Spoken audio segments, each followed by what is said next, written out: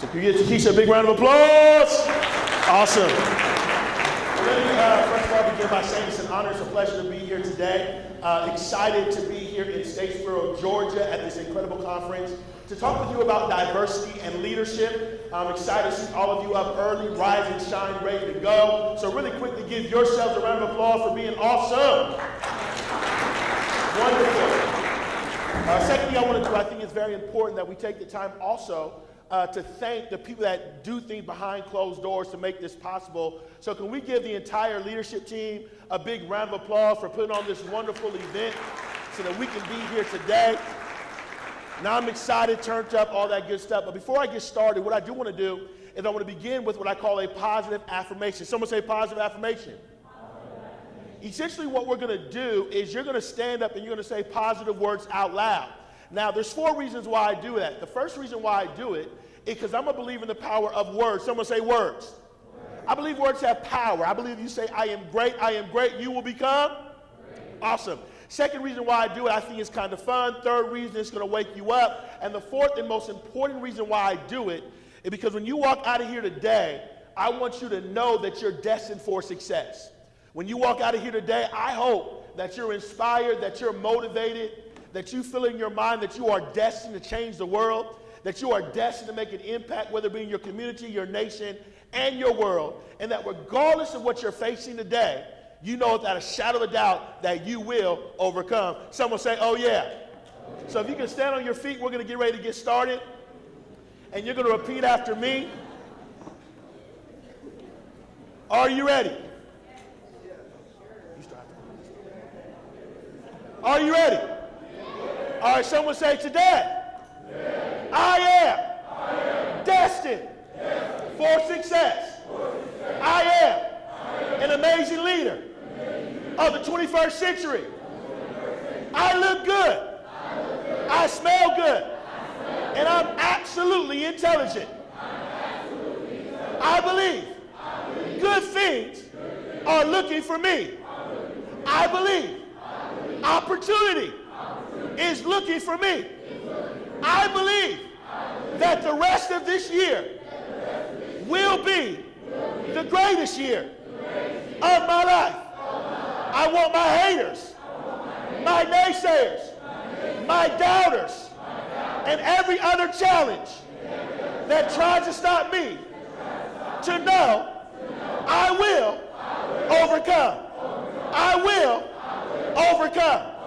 And I believe right now, someone, somewhere has already determined to do something incredible in my life. I believe someone, somewhere, I don't even know, has already determined to give me the financial opportunity I need. And I believe, without a doubt, I will impact the world. I will be one of the greatest leaders of my generation. I will make an impact. I will overcome. I will eradicate racism, sexism, homophobia, and every other ism that tries to stop us from unifying and being the best us that we can be. I am a world changer. I am a leader. I am amazing, special, and destined to succeed and change my world. Give yourselves a round of applause. And on your way down, give someone a high five and say, get ready, get ready, get ready. Won't be on the stage no more. Bye-bye. Awesome. So real quick, how many of you listen to music when you study? Who listens to music when they study? Awesome, I'm in the right place. Now, one of the things that I've been doing for the past 3 years is I have music in the background. So you're gonna start hearing the music. And the reason why I do this is, number one, I'm a fan of music. I like all genres of music. Number two, I wish I could sing, but the reality is I can't sing. But I feel like I am actually singing when I have music in the background. So real quick, tell someone, embrace the music. you can turn it down a little bit, turn the music down a little, boom, that's it right there. One more time, say embrace the music. We're getting ready to take off, so I want to get into a discussion. I want to begin, I'm not sure if you're aware or not, but about 6 years ago, there was a major catastrophe in Haiti. It was a major earthquake, and literally, oh, there you go. There was a major catastrophe in Haiti, and literally hundreds and thousands of people died because of this catastrophic event. This earthquake destroyed families, it destroyed homes, it destroyed the entire region, and there was a lot of challenges that were going on in this part of our world. And thankfully, not only did people within this country come together to help the people within this country, but what was most exciting to me was there was a group of celebrities that came together to not only raise awareness, but to raise money by doing a remake of the song, We Are the World. Someone say, We Are the World. And this is a really powerful song because not only was it inspirational, not only was it empowering, not only was it encouraging, but it really began to challenge us and it really began to speak to us as a community that we have the power not only to change the world, but we are the world. We are the ones that make the world better. We are the ones that make the world a better place. We are the ones that determine what our future generations will come into when they are born. And this was so fascinating to me because you had diverse artists and you had unique styles and you had unique people coming together to make an impact in the world. I think this is so special that we can come together with our differences, unify together despite what we believe in order to make the world a better place. I think this is so awesome. And what's even more fascinating about this entire story is behind closed doors, there was a leader. Someone say a leader. There was a leader that had to bring these people together. This leader had to reach out to diverse groups of people. He had to reach out to people from different cultures and different genders and different personalities and different perspectives and different sexualities. He had to bring them together. And then he had to be inclusive, or she had to be inclusive. Why? Because everyone was not the same. You had Kanye West, and then you had a country singer, and then you had Justin Bieber, and then you had a gospel singer. So you had unique genres that were put into this project and were not told to keep their authentic self out, but actually got to be who they are. Ain't it awesome when you can be who you are, when you don't have to put on a facade, when you don't have to keep who you really are on the outside, but you can actually be who you are. You can be proud of who you are. You can look up and smile and say, I'm excited where I'm from. And then you can actually shine. No one was better than the other person. It was actually equality amongst everyone. Everyone got the opportunity to shine. Everyone got the opportunity to let their light so shine. Everybody got the opportunity to sing and show their gift and make an impact in the world. It was an incredible project. Not just because it was inspirational, not just because it was powerful, not just because it was encouraging, not just because it raised money and it raised awareness, but from a lens of diversity, inclusion, and fairness, it was powerful. Because you had diverse people that were able to be who they are, which is inclusion, and then you had fairness. Everyone had the opportunity to shine. Everyone had the opportunity to be who they are. Everyone had the opportunity to give 110%, and everyone had the opportunity to come together and make an impact in the world. When I think about our community and I think about our nation and I think about our world, I think this is a picture of the type of leadership we need in the 21st century. See, ladies and gentlemen, we need leaders, number one, that know how to lead diverse groups of people. We need leaders who understand, number one, what is diversity, its differences, and understand how to connect, how to lead, how to work, how to build relationships with diverse groups of people. But it doesn't stop there. We also need people that know how to create inclusive structures and systems and environments so that everyone can be true to who they are.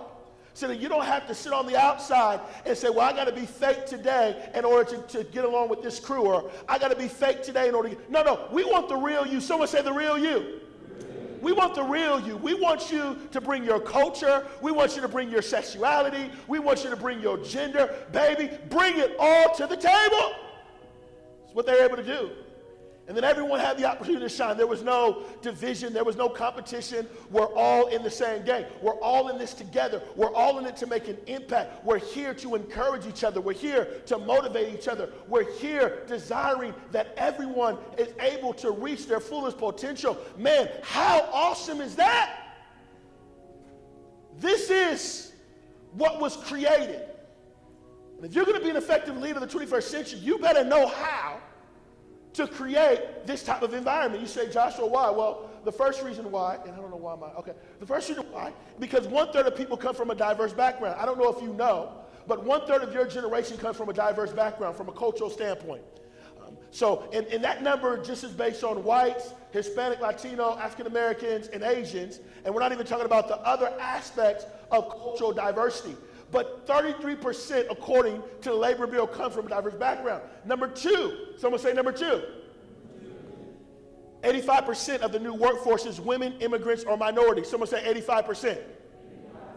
85%. So if you don't know how to work with minorities, if you don't know how to work with immigrants, if you don't know how to work with women, you're in trouble, because this is the new workforce.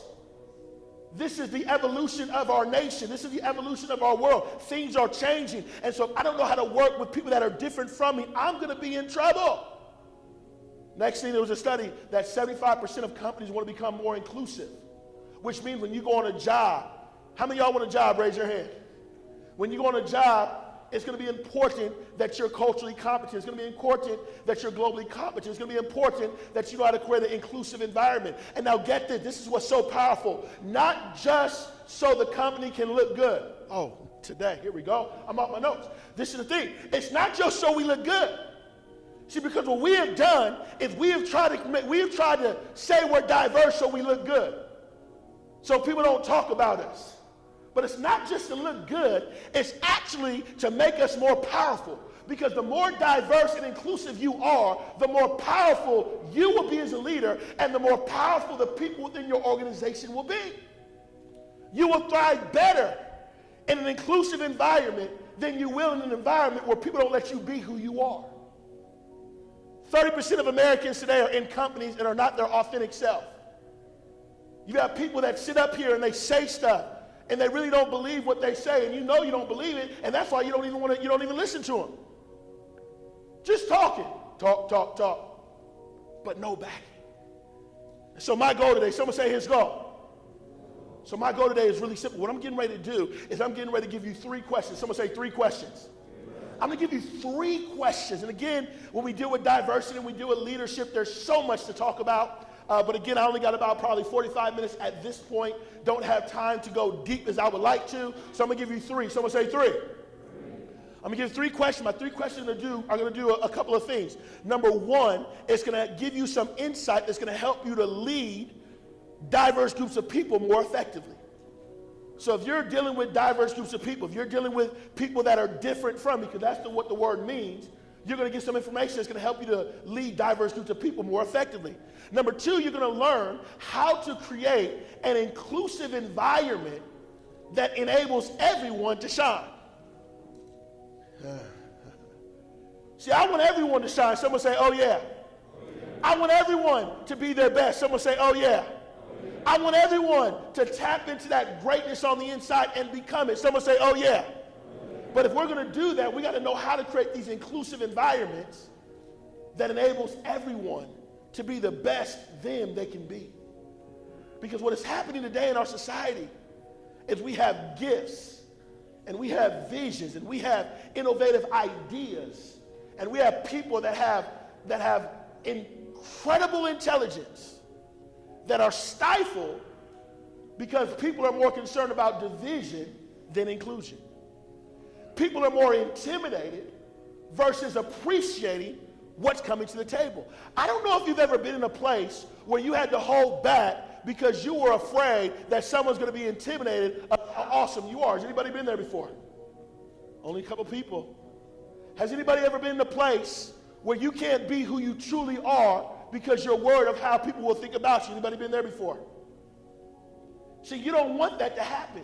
You want people to be who they truly are. You want people to be who they are. Let your light shine. Let your gifts manifest. Be the greatest person that you can be. That's what you want to happen. And this is what we're about to get into today. So if you're ready, say, I'm ready. I'm ready. If you're ready, say, I'm ready. I'm ready. Give someone a high five, say, number one. Here we go. Now, real quick, this is so crazy to me. This is so crazy to me. I don't know what this means, eerie feeling, but I had a dream about this. I'm tripping out right now because it just hit me right now. I literally had a dream about this. Like, I saw this in a dream. So I don't know what that means, but I just thought I'd tell you that. Maybe something special about to happen. Are y'all ready? All right, the first thing we got to do, ladies and gentlemen, if we're going to be effective at leading a diverse group of people and create an inclusive space, is number one, we got to think right. Someone say think right. Think right. We got to think right. We got to have the right thoughts. We got to have the right perspectives. We got to have the right ideas. What do you mean? What I'm saying is this. If you're going to lead a diverse group of people, if you're going to be effective at creating an inclusive environment, if you're going to make sure that you're supportive of everyone despite their differences, then you got to think right. Someone say, think right. Think right. What does think right mean? Think right means that I got to take some time and I got to ask myself a simple question. And the question is there any bias? Is there any thoughts? Is there any perspective? Is there any experience? Is there anything in my mind that is affecting me from connecting, leading, working with diverse groups of people? First question. Is there anything in my mind?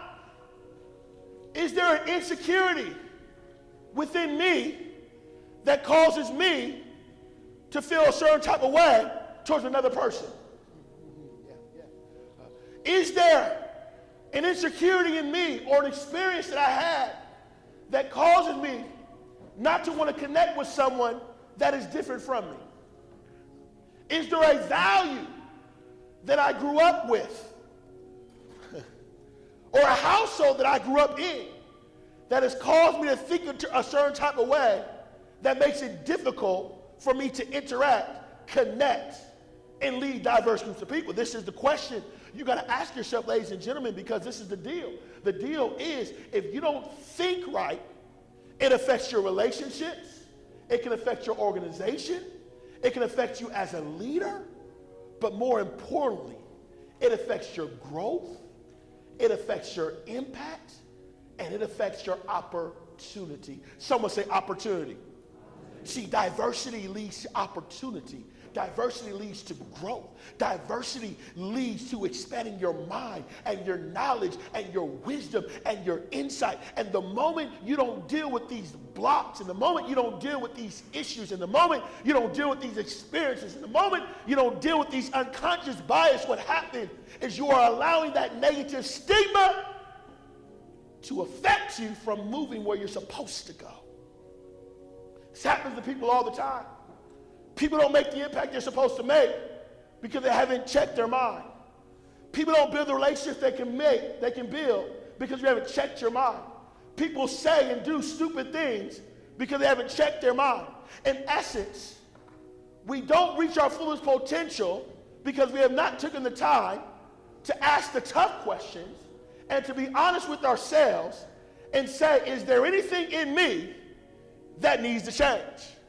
And can I suggest to all of you, no matter how inclusive you are, no matter how intelligent you are, you never stop growing. You never stop developing your mind and your thought process. And I love this quote because it's so powerful. Uh-oh, that was up. It says, if you change the way you look at things, the things you look at change. Stay here. I'm going to say one more. I'm going to go one more. I'm going to come back to that. That's powerful. Change your perspective and you can change the world. Are y'all ready for this? You say, Josh, why did you say think right? Did you know that you treat people based on your perspective of them? Did you know that it's impossible for you to treat someone good if you don't perceive them as good? Did you know that it's impossible to treat someone as great if you don't perceive them as great? Did you know that it's impossible to treat someone with respect if you don't view them as a respectable individual? See, one of the greatest challenges of our nation today, and one of the greatest challenges when we deal with racial injustice and we deal with sexism and a variety of other things, is people have a jaded perspective. And when you have a jaded perspective, it causes you to treat people a certain way. So what happens is when you've never interacted with a certain culture and all you see on TV is a negative reflection of a culture that, by the way, is never true, when you see someone like the image you have saw, you view them a certain way because that's your perspective. Are you still here? If you've never seen a healthy relationship, when someone talks to you about the keys to develop a healthy relationship, it's foreign to you, and sometimes you can't even see the truth in it because your perspective has not been adjusted. And so a lot of times we have opportunities to make an impact and to change someone's life, but we are not able to because we have the wrong perspective. Someone say perspective. We have the opportunity to build relationships, but we can't because we have the wrong perspective. We have the opportunity to reach our fullest potential, but we can't because of our perspective. If I was to take you to church, this is why they have the popular verse, as a man thinketh, so is he. I am what I think. So if we don't deal with your thought process and we don't deal with your perspective, then there's no way that you can become who you're destined to become. And if we don't address how you perceive and how you think about other people, then it's impossible for you to treat them well. Oh, my goodness. Are you still here? Are you still here? Y'all real quiet. I feel like I'm in the funeral. Are y'all still here? I don't know if y'all thinking deep or what, but I need some energy. Are you still here? Okay, good. I got to make sure I'm energized. I mean, I know you could be thinking, but I just want to make sure you understand the concept. Someone say, I got to think right. You got to think right. What is it that you have to work on? What is it that you have to change in your thought process? Because your thought process will determine your altitude. The way you think will determine how you deal with relationships. The way you think, it will determine how successful you will become. It begins with the thought. Someone said the thought. I'll give an example. There's a story that took place at Wall Street. And there was this particular position. And in order to have this position, you had to be a male, you had to be 6'2", and you had to be athletic. Real quick, if you're a male, raise your hand. If you're 6'2", raise your hand. Take your hand. If you're not 6'2", still up there. If you're athletic. So we have two people in a room of about 100, 150, 200 people. And listen here, listen here. No matter how intelligent you are, ladies, no matter how brilliant you are, short people, no matter how great you did in school, people that are working to get in shape like me, no matter what's going on in your life, you can put your hands down, thank you. According to this job, you have just been disqualified. You've just been disqualified. They don't know you. They don't know how hard you worked in school. They don't know the sacrifices you made. They don't know the dream that you have. They don't know the passion that you have. They don't know the stress you may have to try to get a job. You have just been disqualified because someone has a negative perspective. And this was going on in Wall Street. If you weren't 6'2", if you weren't a male, and if you were athletic, you could not get this job. No matter how brilliant you were, no matter how good you were, no matter how awesome you were, you could not get this job. And so for some time, no one that did not fit this category could get the job. And then there were a group of women. Someone say women. There are a group of women that have made up in their mind that we're not going to stand for this, and we're actually going to rise up and we're going to speak up. We're actually about to do something about this because this is not right. This is not right. This is not fair. This is just crazy. So the women begin to fight. and the door was closed. And they began to fight, and the door was closed. And they began to fight, and they got stressed out because it seemed like nothing was happening. Are there some people in this room? Have you ever fought for the right thing and you just keep getting the door slammed in your face? Anyone know what I'm talking about? Anyone know what it feels like emotionally to have your dream slammed in your face? You know what it feels like to know you're qualified, but because of the way you look, you don't get the job? You know what it feels like that you're qualified for a job, but someone that has not even worked as hard as you gets the job because they fit the profile? Have you ever been in this position? You know how frustrating that is?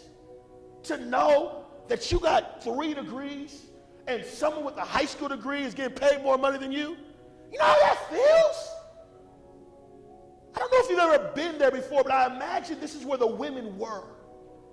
The women are being rejected not because of what is inside of them, but because of a jaded perspective of the person in charge.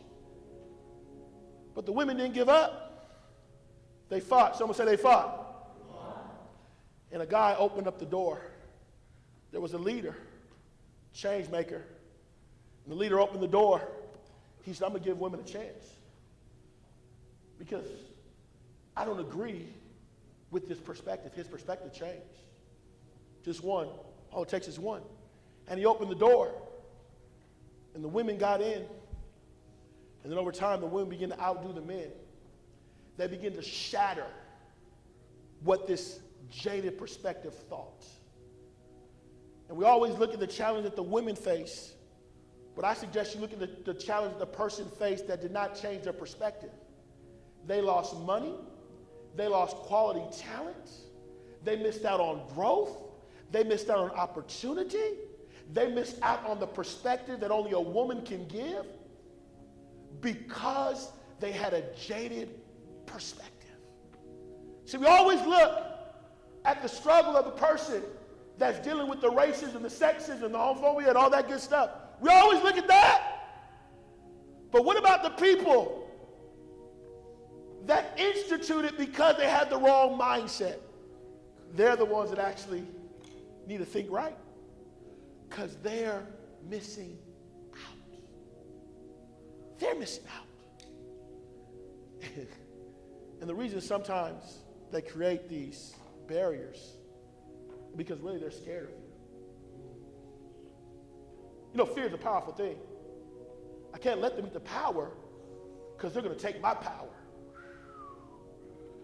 I can't let the woman be the leader because the woman is going to do better than me. And I grew up where the man's supposed to always be on top. Oh, there's fear. They're scared. But ladies and gentlemen, 2 things I want you to get from the lesson.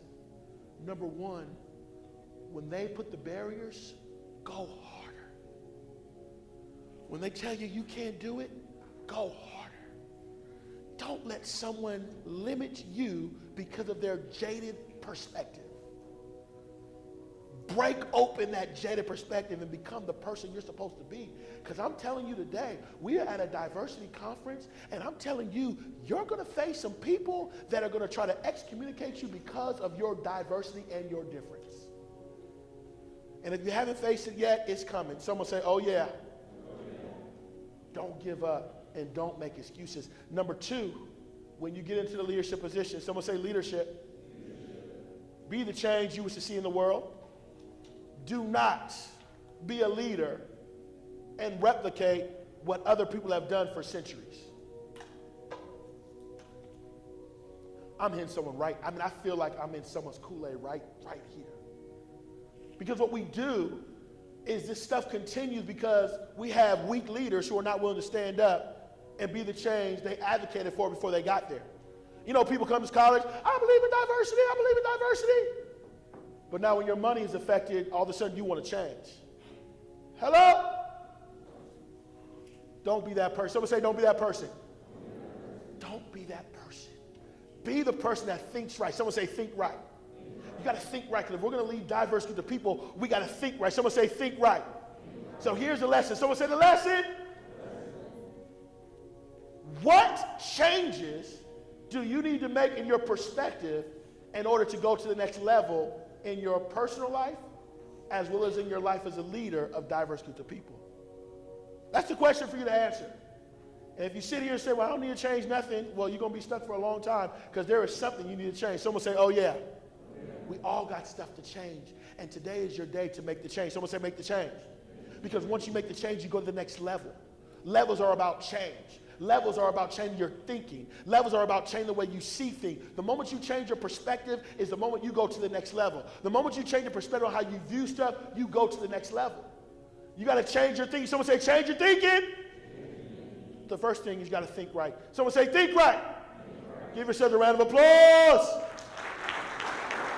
Man, it's quiet in here. Real quick, give yourself a round of applause. I need some energy. I don't want to feel like I'm in a funeral.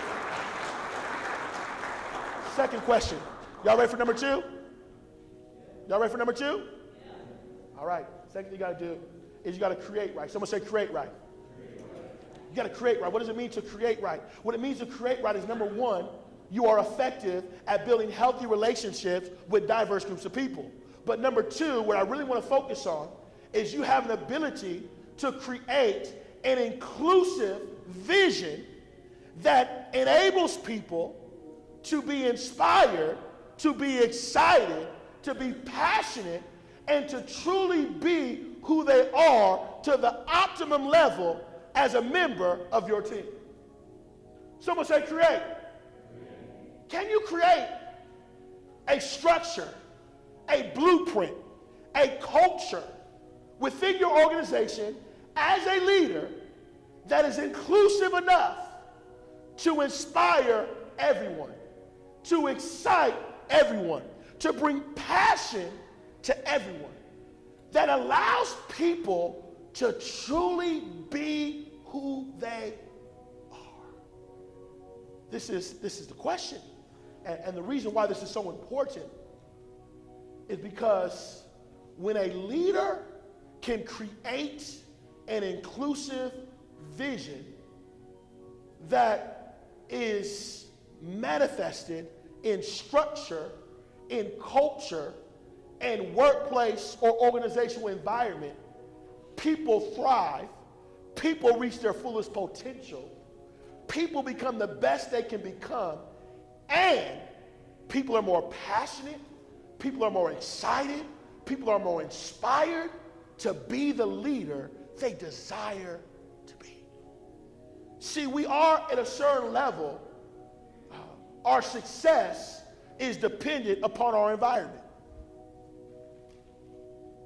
The environment that we're in can affect our success. If you stay around negative people long enough, you're going to become negative. If you stay around positive people, you're going to become positive. You say, Josh, where do you get this from? Well, because Les Brown says, show me your friends, I'll show you your future. Because your friends are a picture of your future. One of the reasons why I have the promise quote, your network determines your net worth. Network, you connect with. It's another reason why the 5 people that you listen to the most is who you will become. We'll go to church real quick. It's another reason why it says this. Watch this, relationships. It says, your wife is a reflection of you. So you draw who you are on the inside. Are you still here? Which lets us know that the kind of culture, the kind of structure, the kind of vision we communicate affects not only us, but other people. Ooh, this is good. And this is what you got to understand as a leader. Inclusive leaders deal with different type of people, and they create environments and situations where the people they serve can reach their fullest potential. This is leadership. You got this attitude, you got this perspective, you got this culture, you got this personality, you got this religion, and you have to work with all of them. Someone say, oh yeah. And your job is to motivate, your job is to inspire, and your job is to create an environment that is inclusive to all the people in your organization, not only to feel comfortable, but to be the best they can be. Someone say create. I like this quote, it's so powerful. It says a narrow vision is divisive.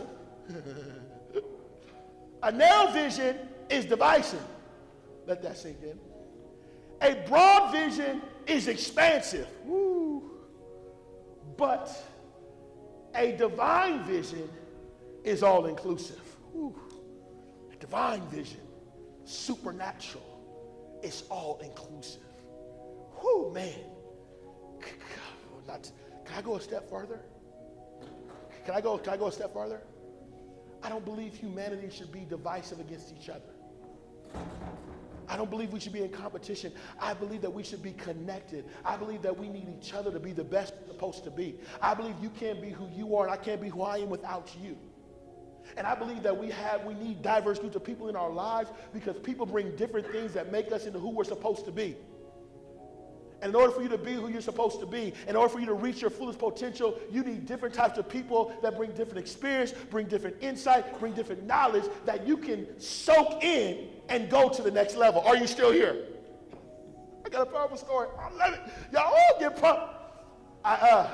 I'm off tangent, but I got to share this with you. This is so powerful. And I've heard this thought process with a lot of successful executives, so I'm about to drop it right here and here today. And this is we had this discussion about diversity and leadership and the workplace. And there's this woman, and she is the manager of diversity recruitment at Yelp. And if you don't understand anything about technology in Silicon Valley, you know there needs to be a lot of diversity. If on all different fronts to a variety of different levels. And she said, I'm an African-American woman, and no one else in the room looks like me. And most people would feel uncomfortable. She said, I don't feel uncomfortable. I said, well, why don't you feel uncomfortable? She said, I advocate for diversity. I believe in diversity, but I'm not going to allow this situation to stop me from being who I am. I'm not going to allow this situation to stop me from understanding my value. Oh, I got to say that again. I'm not going to allow this situation to stop me from understanding my value. If you are the only diverse, different person in the group, do not let that stop you from appreciating and knowing your value. Someone say, oh yeah. She said, I'm not about to be that one. She said, I'm actually going to use it to my advantage. Oh, this is so good. I said, well, how are you going to use your advantage? And she said, the way I'm going to use my advantage is I got a perspective they do not understand. I said, what do you mean? She said, I'm an African-American female. And they're all from a certain culture, and they're all men. And they can't understand the African-American female like I can, because that's who I am. So I use my diversity to actually make the organization better and to advocate for the importance of diversity. I said, wow, well done. It was powerful. Because if you're the only diverse person in that environment, don't run, step up. Because you bring something of value that no one else can bring.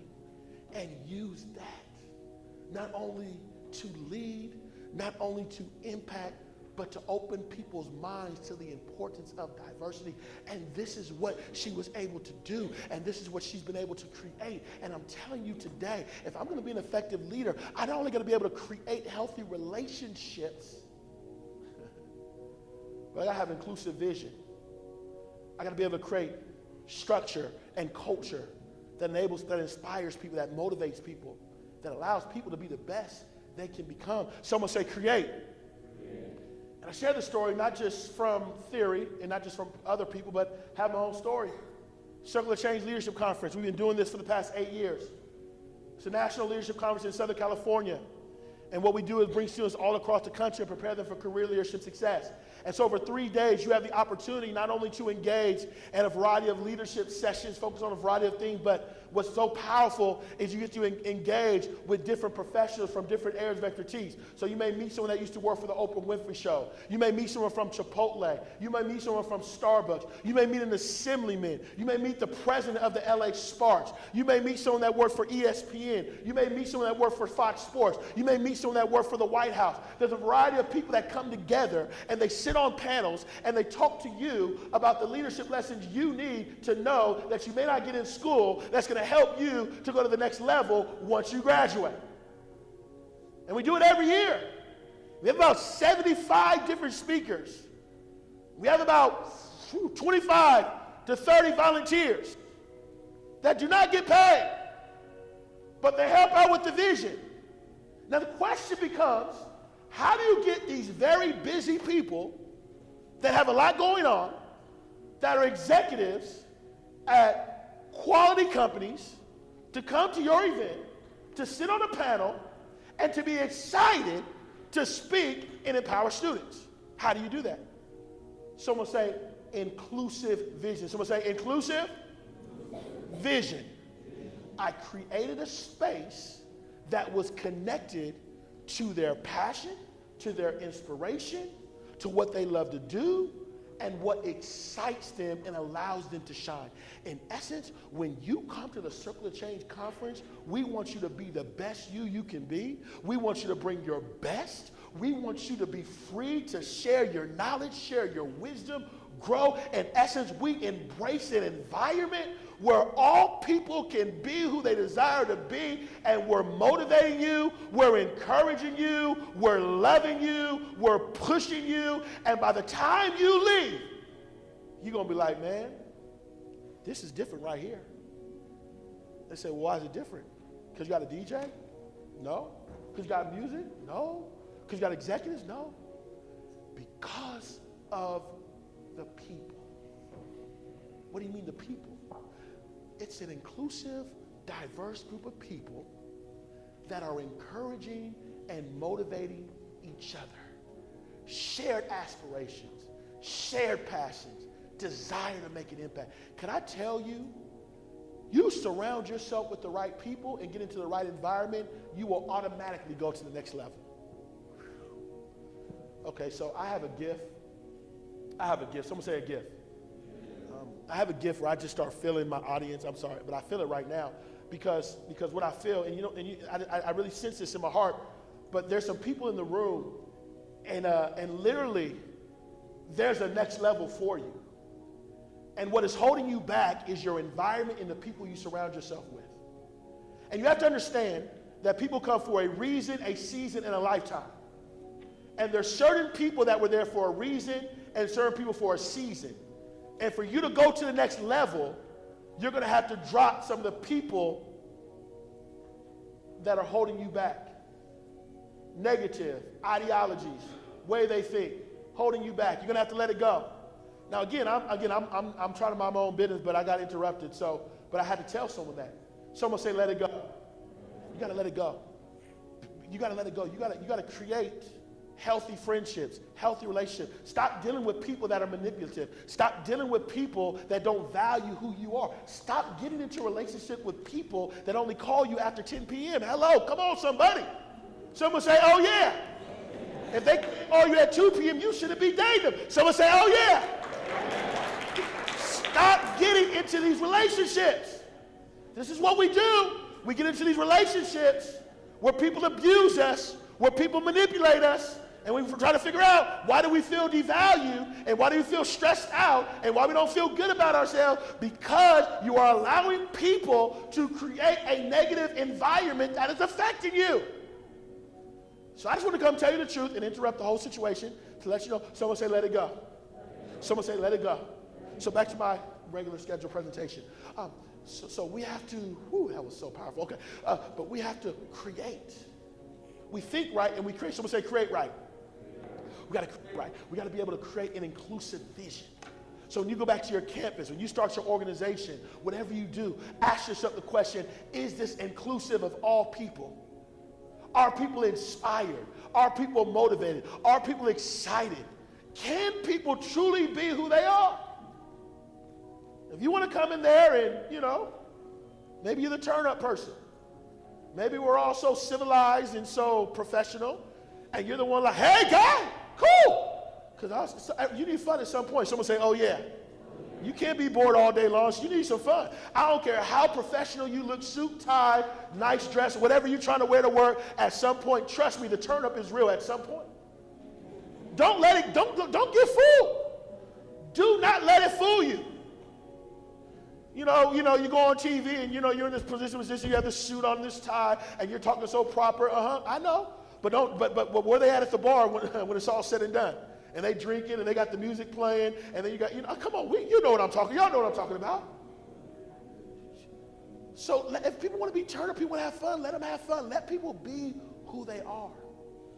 Because what you find is when you let people be who they are, it's going to help you. It's going to bring energy. It's called creating. Someone say creating.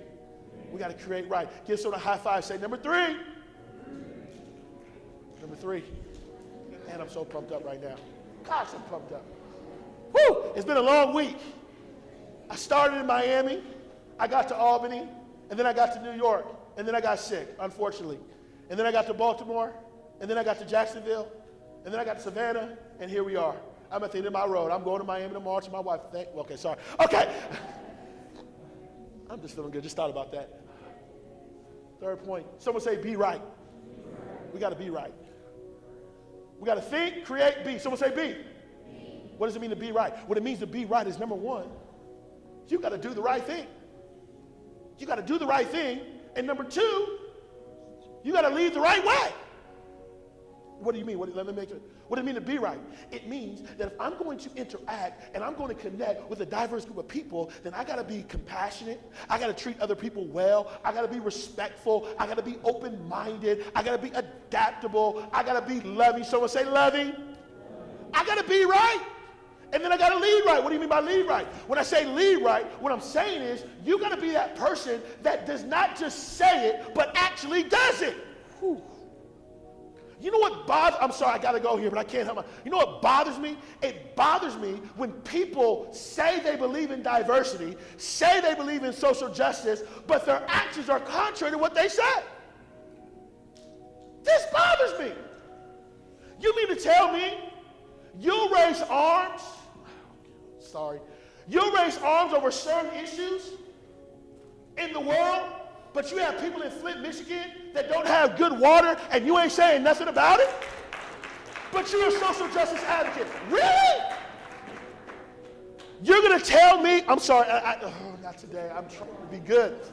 You're going to tell me, you're going to say all lives matter when the reality is black lives really matter right now because that's what's on television? Are you still here? So what we do is we advocate for what we want, but we don't advocate for what we're supposed to be advocating for, which is the right thing at the right time at the right moment. Are you still here? And this hinders our process as leaders and creating the environment that we desire to create. Because what happens is your actions are more powerful than your words. If you're saying one thing but doing another, people will turn you off. I'm an advocate, but I'm racist. Oh, y'all think I'm playing? Oh, you think I'm playing? Because I know some people that will fight for gay rights but are just as racist as can be. Oh, y'all think I'm playing? Or I know some people that will fight for equality but are the most chauvinistic people I could ever think of in my life. You're saying we believe in diversity and we believe in giving, our culture a chance, but you're degrading your women. Oh, sorry. What do you mean?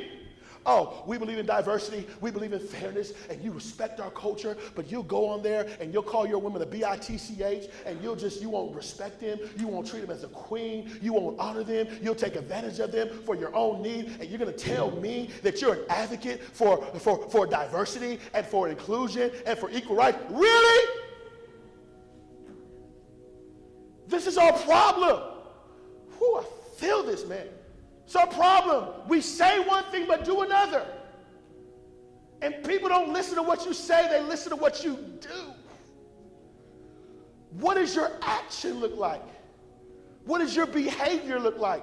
If you're really an advocate for diversity if you're really an advocate for social justice, if you really care about all, someone say all human beings, are you treating all human beings the right way? See, it's tough. I think this is where my Christian walk comes in, because they say love all people. Matter of fact, it says love enemies. How many of y'all know it's hard to love all people? Oh, it's hard. It's real hard. But if I say I believe in equality, if I say I believe in fairness, then why am I not giving everyone a chance? Why am I not giving everyone an opportunity? Why am I just selecting the people that I like, but not just the people who deserve it? Someone said we got to be right, because your actions speak louder than your words. It's one of the reasons I love this. It says your words mean nothing when your actions are complete opposite. I love this one. You must be. Someone say be. We love this quote. You must be the change you wish to see in the world. First thing he says, you must what? If you're not being, you can't create the change. You must what? You must be. There's no change if you can't become, if you don't be it. You must be the change you wish to see in the world. We be the change I wish to see in the world. Number two, are you being it? And number one, are you being it? And number two, are you seeing it? Think right, be right. Okay, you just caught that. Last one I want to say is this. It says it's not about how many times you tell someone that you love them. It's about how many times you prove that you do. What are you doing to prove what you say you represent? This is the question. See, I was challenged here. I've been studying diversity since I was 19 years of age. Since 19. Well, really, since I grew up. My parents were multiracial. My father is white. My mother's African American. My father remarried a Vietnamese woman. My wife is Colombian. So I really represent the world nations. So my life in itself represents diversity. My life in itself represents inclusion. And I believe in it, and I'm an advocate of it. But you will be challenged to see how true you really are, what you say you are. Because I was a substitute teacher 8 years ago in Los Angeles, California. And during this time, there was a great divide between blacks and Hispanics. The divide was that blacks and Hispanics didn't like each other. And so you had riots, and you heard a variety of things on television. And during this time, if you were an African-American male, you had on a white t-shirt, and you were driving down the street, and you ran into the wrong Mexican at the wrong time, they would try to shoot you, or they'd try to kill you. And you started to hear about people getting shot. And you started to hear about people on the freeway that were dying. In addition to that, I've always been what I call a multinational dater, so I dated everything. And so I would date Mexicans in my single life. And they would say, well, there's no way this should ever go far because my dad says I cannot marry a black man. And I said, wow, that's very interesting. So what if you meet the best man and he's not your culture? Are you just going to throw it in the garbage and be single for the rest of your life? And she was like, well, that's what my dad says, and I listen to my dad. And so then I would go out to different places, and I don't know if you've been, but you go to certain places and you're the red person in the all orange environment, and certain people just look at you like you crazy, like you ain't supposed to be there. They're like, why are you here? So all this is happening, and so like most people, I begin to grow this bitterness and this irritation and this, I don't want to say hate, but I didn't like Mexicans, to be honest with you. I did not like them. Didn't like them. Didn't want to be around them, couldn't stand them because of what I had heard and because of what I experienced, and therefore because of what I went through, my perspective and my thoughts about Mexicans was negative. And so if I saw a Mexican, I didn't like you, I didn't care about you, I really didn't want to be around you because I felt you were a racist just like all the other, your friends, your family. That's what I felt about you. So I come in to this class, it's a band class. And I've never played an instrument ever in my life, but they had me substitute in a band class that tells you about education. And I come into this class, and 85% of my class is Mexican. I'm like, wow. I'm the leader of a class that's all Mexican. So first thing that comes up, y'all don't like me, and I don't like you. And so now I have a choice. You say, Josh, what's your choice? I can do two things. I can ensure that every Mexican in my class fails. I can ensure it. You say, well, Jock, you really can't ensure that because if they do good on the test, then they're going to pass the class. No, not actually the truth. I can make the test so hard that it guarantees that they're going to fail. Well, they're going to report you. No, they're not going to report me because I'm doing what I'm supposed to do as a teacher. I'm giving you the work. The work is just so difficult, I know you're not going to pass. As a matter of fact, I'm going to make it so challenging that I'm going to encourage you. Oh, you can do it? Oh, you can do it? Oh, go get a tutor. Oh, go take this test. Oh, do this. I'm going to make you think that I'm helping you by giving you the resources you need, knowing you ain't never going to pass. And I'm going to do it because I don't like you. And I want to set your whole culture back because y'all have messed me up. I had that decision. Kind of sounds like institutionalized racism to me, but I had that decision. You know, where we give you handouts, we give you resources, we make you think that we're helping you, but we're actually not. Not today. I don't want to say. Because you're depending on us versus self-responsibility. You're depending on us than being innovative and creative. And you create a culture where all you're doing is depending on us, and we're killing the vision on the inside of you because we know that if you ever discover what's on the inside of you, then you'll change the world. And we want to keep you in this box and in this system. You think we're helping you, but we're really not. We're actually destabilizing you. Are y'all still here? Then I had another decision. Here's another decision. The other decision. The other decision. Social justice, fairness, give everyone a chance, create an inclusive environment. Be, someone say be right, be the change you will see in the world. Give everyone a chance. Get over your pain, get over your hurt, get over your forgiveness, actually live what you advocate, and give the students a chance. Had a choice. Do I go this way or do I go that way? Well, my training was good. I went the right way. And I did hate on these kids, but I love these kids. And I said, just because they're Mexican does not mean that they're like every other, that like people that are similar to them does not mean they're going to be the same way. And I built a relationship, and I advocated, and I helped them. And can I tell you that they made an impact, that students want to go to college because of the class, that people grow better friendships and family relationships, and it all happened because I was willing to be what I had advocated to other people despite the pain and the bitter and the hurt I had to overcome. Oh, I'm talking to someone today.